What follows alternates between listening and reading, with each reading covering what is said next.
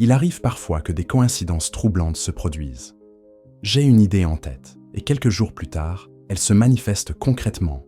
Ou bien je reçois des emails inattendus qui éclairent des questions que je me pose, me laissant perplexe quant à leur origine. Il y a tant de choses que j'ignore encore. D'un côté, il y a ces coïncidences, et de l'autre, une forme de prédestination, le destin. On avance dans la vie, et soudain, quelque chose nous arrive. Avons-nous réellement le contrôle de notre vie? En partie oui, en partie non. Prenons un exemple. Même si les astres prédisent que vous deviendrez un homme d'affaires prospère, cela ne se produira pas si vous ne faites pas les efforts nécessaires. Si vous ne vous levez pas tôt, ne répondez pas aux emails, ne cherchez pas à apprendre et à comprendre les mécanismes en jeu, le destin seul ne suffira pas. Vos actions doivent être en accord avec ce destin potentiel.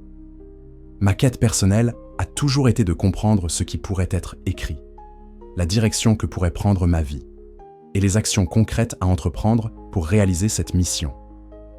Identifier les moments d'ouverture et de fermeture, les périodes de fluidité et de stagnation.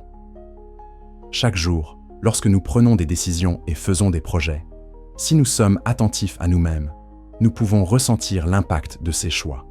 Est-ce que cette décision apporte plus de lumière ou d'obscurité dans ma vie? Est-ce un fardeau ou un soulagement, comme si un poids quittait mon cœur?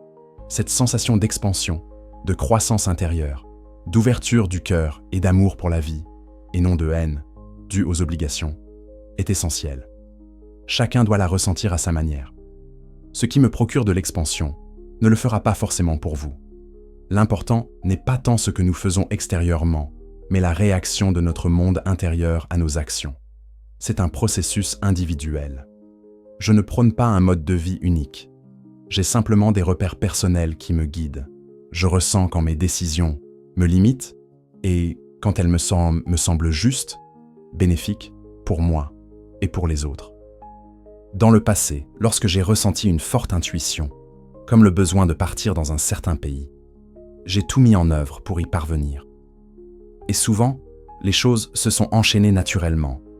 Des rencontres, des événements qui ont donné une nouvelle dimension à ma vie, me laissant penser que c'était la prochaine étape, le prochain défi.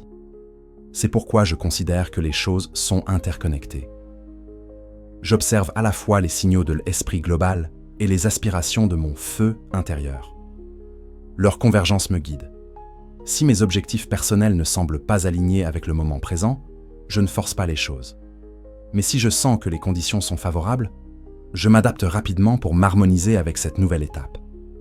C'est ma façon de procéder, ma croyance, si l'on veut.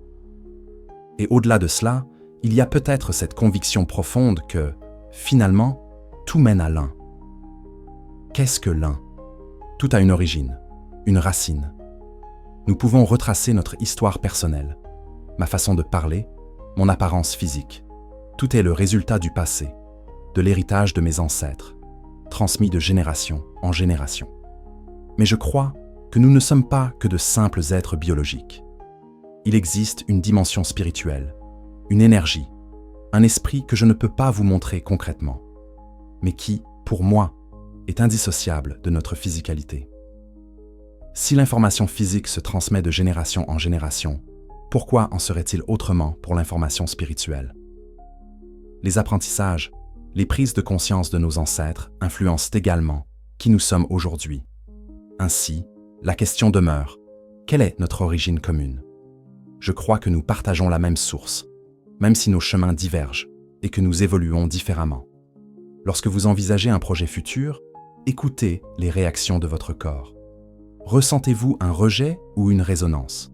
C'est un indicateur précieux. Intégrez cette écoute intérieure dans tous les aspects de votre vie. Peu importe vos croyances ou votre philosophie, personne ne peut lire en vous. Si vous portez en vous quelque chose de précieux, trouvez un moyen de l'exprimer, de le traduire en actions concrètes. C'est ainsi que votre développement personnel se manifestera dans votre quotidien.